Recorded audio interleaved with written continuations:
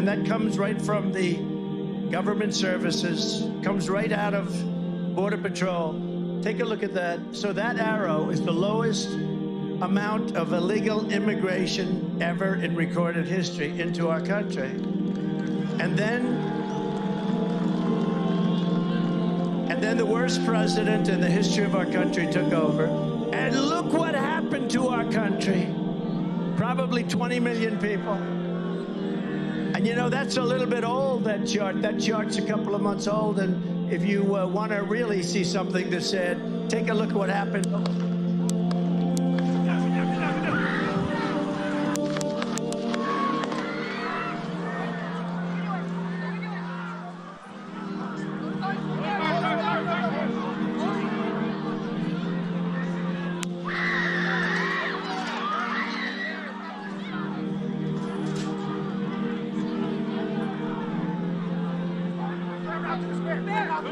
Hold, when you're ready, on you. Ready? Move! Up, move! Go! All guys here. Ready?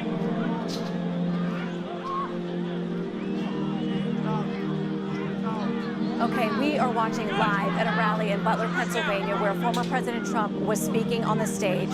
There has been some kind of disturbance that clearly sets law enforcement and Secret Service into motion, immediately jumping around the former president in a protective mode.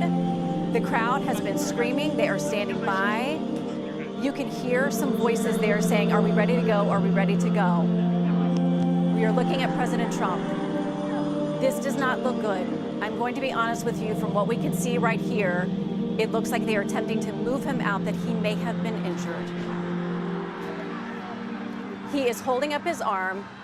He is pumping his fist, but clearly Secret Service wants to get him out of this situation. Well, the latest we've got is a full statement now from the Secret Service, and that has confirmed a number of the details we've been reporting on BBC News for the last couple of hours.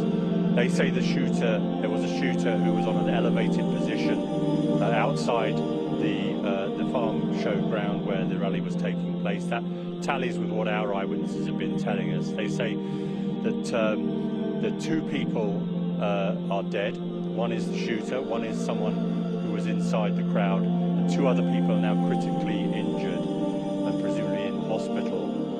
President Trump has also said that he was hit by a bullet.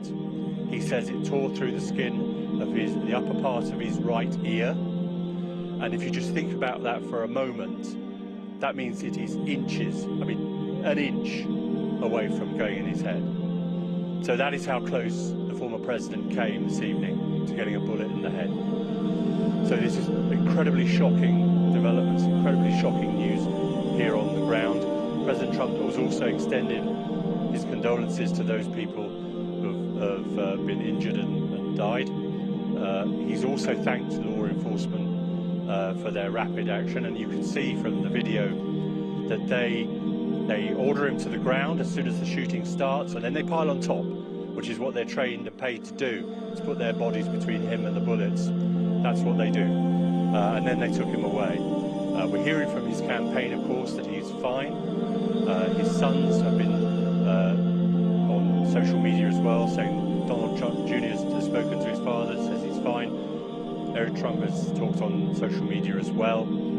I have to say to you that about half an hour ago, so that's a pretty shocking development. It's an indication, perhaps, of what may be to come in terms of the divisions this may deepen in this country. There is a chance, of course, that this is this kind of thing that will make people stop and think about the political atmosphere and the dialogue in America, but there's a chance that it can make it a whole lot worse. Well, it's been a charged atmosphere for many months and years, really, hasn't it, Gary? Of course, you covered the events of January 6th, and this is something that may have been bubbling under the surface for a long time. Just speaking of those kinds of tensions that you've been mentioning, I just want to flash back, though, because you were there outside the events.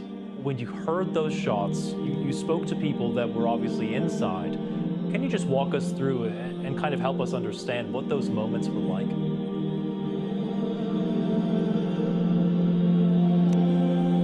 Well, we were standing just a few feet from where I am talking to our colleagues on the BBC World Service, and suddenly we heard this volley of gunfire, and it was immediately obvious that that's what it was, that it was gunfire. It wasn't a car backfiring or a motorcycle or anything like that. And we got down on the ground as we had no idea where these bullets were going or where they were coming from or who was being shot at. There's no cover here, it's just like fields, there's nowhere to go really, so we're flat on the dirt.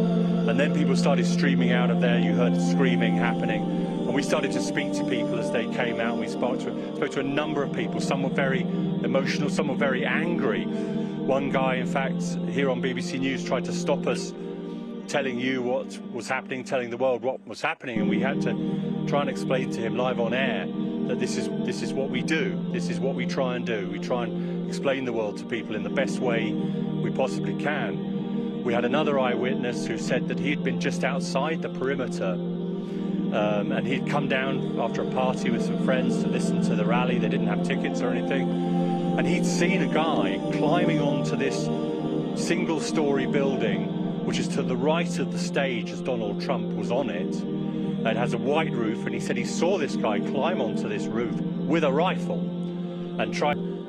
Investigation by the Secret Service is also now formally notified the Federal Bureau of Investigation. Let's go now to Tom Bateman. He's been standing by with us all night, our State Department correspondent. Tom, what's the latest that you're hearing? Obviously, so many reactions coming in from politicians here in the U.S. Yeah, of course, an absolute flood of shock, of condemnation, of appeals, really, for calm and to state that, you know, there is no place for this kind of violence in the United States. Many politicians from across the political divide saying that there's no place for political violence. We've had sort of in the last 90 minutes or so 3 former presidents themselves putting out statements about this. Barack Obama saying absolutely no place for political violence in our democracy. He said, although we don't yet know exactly what happened, we should all be relieved that former President Trump wasn't seriously hurt. And he appealed, he said, we should use this moment to recommit ourselves to civility and respect in our politics. Former President George W. Bush talking about the cowardly attack on the life of President Trump. He says, we commend the men and women of the Secret Service for their speedy response. Of course, George W. Bush himself, whilst president, targeted by an attacker who tossed a grenade that didn't explode while he was in Tbilisi in Georgia back in 2005. Bill Clinton, also another former president who also during his time in office subjected to violence. That was when somebody shot at the White House in 1994, saying that violence has no place in America, especially in our political process. Hillary and I are thankful that President Trump is safe, saying that they're heartbroken for all those affected by the attack at today's rally in Pennsylvania. Tom Bateman, thank you so much for bringing us all of those reactions. I want to come now back to the studio. Christina Ruffini is here with us. She's been doing reporting even from the studio. Just want to talk a bit about the Secret Service response here. We've heard from a former Secret Service agent. We just heard that statement there. What do you make of the way they're going about this now, and what might come next in terms of any kind of investigation, and whether... Something you're going to hear from the Secret Service. I think they're going to wait for another agency, maybe the FBI, maybe even the White House, to make that determination. There's a couple things in the statement that stand out to me. The first of all is the way they phrased it. They said multiple shots fired towards the stage from an elevated position. They didn't say assassination attempt. They're just going to give you the facts of what happened, right? Because at this point, the shooter is dead. They're going to have questions about motive. That's not something they're going to be able to find out right now. The other thing is it says that the shots were fired from a location outside the venue. That's not necessarily outside the perimeter. And that's a question that I have, whether or not... What's the difference then between the perimeter and the venue? So the venue itself is the arena, the stadium, the field, I've been to a Trump rally in what was an aluminum warehouse. That's the venue. But the perimeter, the security perimeter, extends much further than that and usually includes any high position that could potentially be at risk for someone taking this kind of shot for this very reason. So I would be curious to know if this place where this man allegedly fired this shot from was swept, was a place that the Secret Service had looked over and was allegedly secured within the venue perimeter not just the actual, stage and area where it's taking place. The other thing you have to think about, and that's something we're going to be learning in the days and months to come as we learn the identities of these other victims, is when you take a shot at a president who is standing in front of a crowd of supporters, you're not just firing a shot at that president. There is no way even the best shooter is going to fire at that distance and not potentially hit someone. And we've seen the images, haven't we? It was a packed area, thousands, maybe even tens of thousands of people there. There was a potential, and we've heard that there have been people seriously injured. And there's historical precedent for this. The president is not always the one who gets the most injured in these assassination attempts. Just down the street here, when Hinckley tried to shoot Reagan at the Hilton, literally down the hill from where we're sitting, it was his press secretary who was catastrophically, permanently injured from that shooting, whereas Reagan recovered fairly quickly. So that's the other part of malice when any of these kinds of incidents is someone is not only going after a political figure, but they're going at it with complete disregard for, look at this picture, all those people who are standing around him at that venue, and it sounds like people were very, very hurt in this incident. It's always unfolding. You never know exactly until the FBI gets in there what exactly happened. There were concerns at one point it could have been glass, it could have hit one of the teleprompters, and that could have been what hit him. He himself says he was hit by a bullet, and we'll see what the specifics of that were as this comes out in the next few days. Right, Christina Ruffini, former White House correspondent, here with me in the studio. I just want to play for you now, and this is a statement that was given to Gary O'Donoghue, our senior North America correspondent, who was there on the ground. And this is a witness telling Gary the moment that he believes the Secret Service took down the alleged shooter.